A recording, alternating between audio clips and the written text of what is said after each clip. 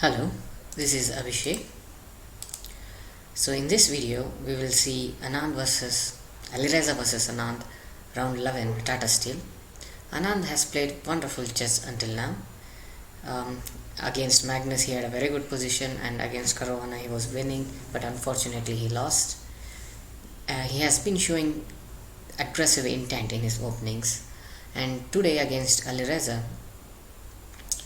he showed his positional understanding. So Alireza here starts with d4. Anand goes for the Nimzo Indian, bishop to b4, and here Alireza goes f3. He played this variation against Dingler in 2, and Anand replied with d5, e4. Okay. Before e4, Alireza played a3, and here the main line is to take on c3, but Anand went bishop to e7. Alireza continued with e4, and after the exchange Anand played c5. Here the main line is d5, and there are many games in this line, but Alireza surprised Anand with e5. There is only one game in the database with this move, and it was Grandmaster Nazir versus Peter Liko. Here Peter Liko had played knight d7, knight f d7, and that's what Anand played. After this, Alireza continued with d takes c5, knight e5, queen takes queen, bishop takes queen, and bishop e2. Now, Peter Liko had played knight d7 in his game versus Nazir, but here Anand went bishop d7. This was a new move, and hence we have a brand new game from this point onwards. Alireza continued with knight f3, knight takes f3, bishop takes f3, bishop c6. After a brief thought, Alireza went for knight e4. So at some point he wanted to play knight d6 and exchange that powerful knight with perhaps the bishop. So Anand went here bishop to c7, keeping an eye on d6. Alireza went b4, knight d7, bishop to b2. Anand went knight e5. He is threatening to take on f3. Alireza goes queenside castle, takes, bishop f4 check, king b1, and then finally f6, protecting g7 pawn. So now Alireza gets off the bishop's diagonal with rook g1 attacking g7. Anand plays king f7, and Alireza goes for knight d6 check, bishop d6 check. Now here Alireza plays rook takes d6, but pawn takes d6 is a mistake because that allows bishop takes f3, and after rook d2 black's pawns become very dangerous potentially, and this pawn is actually a liability rather than an advantage, because it obstructs this rook from ever accessing the second rank. So that is the reason why after bishop takes d6, Alireza goes for rook takes on d6. Now this is a very critical position in the game. So what is white threatening? So he is threatening to play b5. Say for example, if black plays a nothing move like h6, then white will play b5, and black cannot even take on f3 because white has rook d7 check, king somewhere, and then rook takes, and this is obviously losing. So this is the reason why this Anand took some time here before playing a wonderful move, and he played g5. This is a very good move, because if white goes ahead with b5 now, white can take, because rook d7, black has king g6, so there's no problem. and on top of that black has just won a pawn. So hence after g5, b5 is not possible and f3 is hanging. So hence Alireza plays rook f1 protecting f3, and now that the pawn is protected, he wants to play b5. So that's why Anand plays a6, discouraging b5. And if you look at this position, the rook is tied down to the defense of this pawn. So that's why Alireza plays king c2. His idea is to go king d2, e3 and protect this so that he can free up this rook. So after king c2, Anand plays rook h to d8, contesting the only open file. Alireza goes with his plan king d2, e5. So Anand wants to play king e6 after exchanging on d6. Alireza goes king e3, exchange, and king e6. Alireza goes c5, protecting the d6 pawn. And here, this is another critical moment of the game. Anand needs to break this pawn structure, the chain of pawns, and hence he plays b6. So Alireza now can play rook c1, which is slightly passive, and maybe he thought that this h2 pawn is could become a weakness, liability later. So that's why he exchanged, got rid of the weakness by exchanging it like this. He might have exchanged the weak pawn, but he has given black an open file. Okay, so now he plays c takes b6.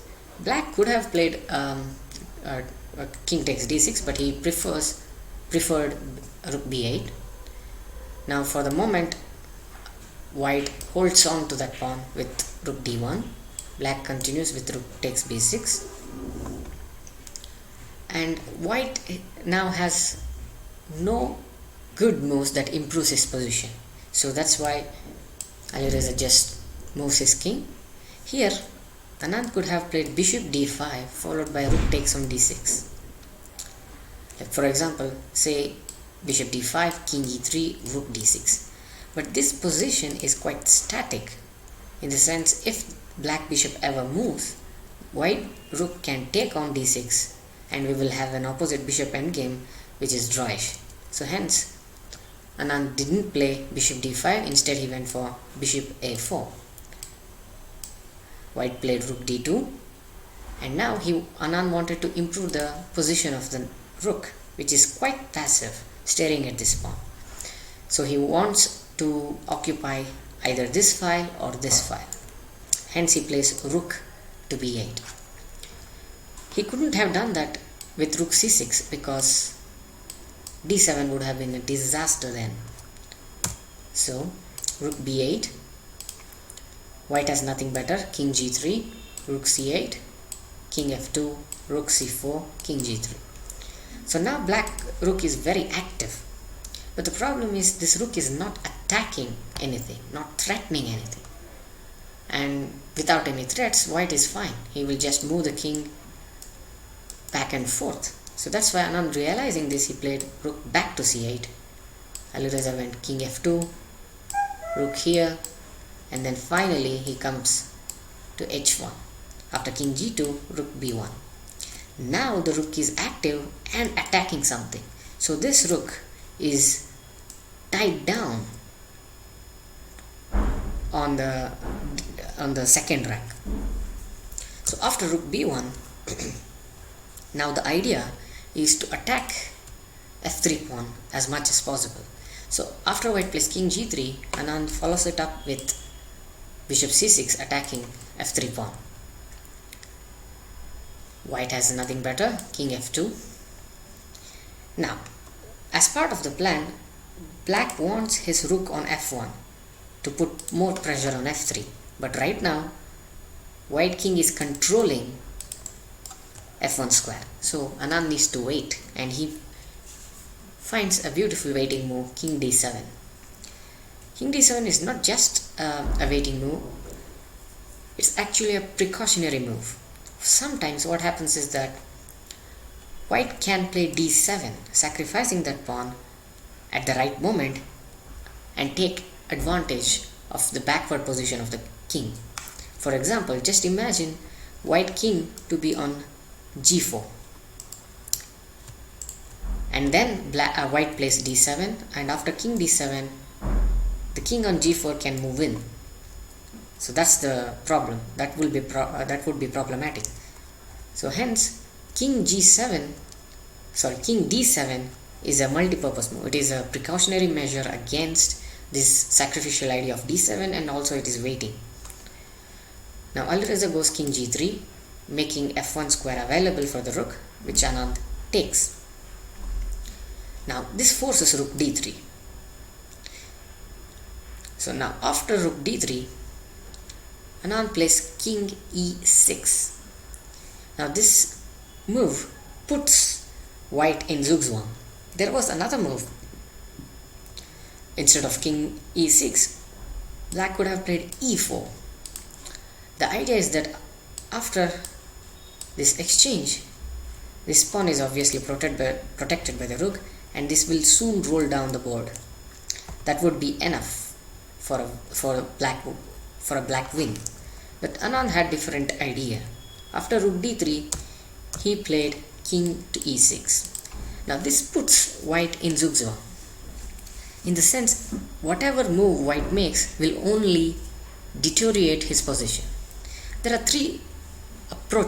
four approaches here for white. One, he can play king g2, king g4, or rook c3. So if king g2, then there is a beautiful move. Rook takes on f3, rook takes f3, and then g4. This is obviously winning, and Alireza obviously didn't play this. The other option was to play rook c3. Then black would take on d6. Now there are two options available. One option is to give a check here, rook check, king e6, and then play some move like king e3. Now this is losing in the long run because black will play rook b1. Obviously white will just shuffle around, rook b3, king here, and black begins to win pawns. After king f2, rook a2 check, king g3, rook c2, you can see that white king is very much restricted. It can't go to any of these squares. So therefore white would move his rook to e3, then black would play bishop b5. So this further restricts white's pieces, because now the rook cannot move to d3, and it is stuck on e3 because the bishop is otherwise would be hanging. So after bishop b5, white king must move to say g4, and then black makes another good move, bishop f1, and now black is stuck. He has to go king h5, and that's losing, because otherwise if king g3, then there is a simple win like this. So this does not work. Okay. So after rook c3, king d6, rook d3 check does not work. There is one more line where white can force opposite bishop endgame. a4. This is a very clever move because it entices black to take on a4, thus relieving pressure on f3. So after bishop a4, now white plays rook c1. Now black cannot take on f3 because there is no longer a bishop on c6. So he is forced to play rook d1, and after the exchange we have an opposite bishop endgame. But this is unfortunately losing for white, because after bishop c1, trying to somehow get to the right diagonal, black just plays king up the board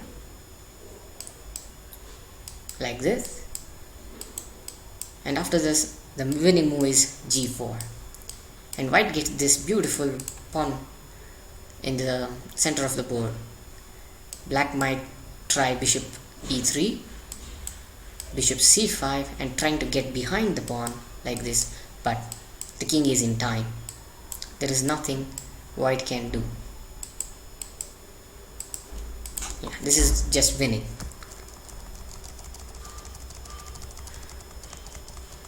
So we saw that rook c3 does not work and king g2 does not work. So Alireza plays the only other move, king g4. But this is also very losing. Anand now plays rook b1, inducing um, inducing Zugzwang position again. So now rook d2 is forced, because if white goes bishop to c3, then black plays rook b3, and we are back at the same position where white just takes pawns and plays rook a2 to c2, restricting white's king position, and then later bishop here to b5 to f1, restricting white rooks. So that's why after rook b1, Alireza went for rook d2.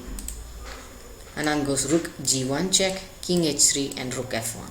Now this pawn falls. You can try rook d3, but this is a winning opposite bishop endgame.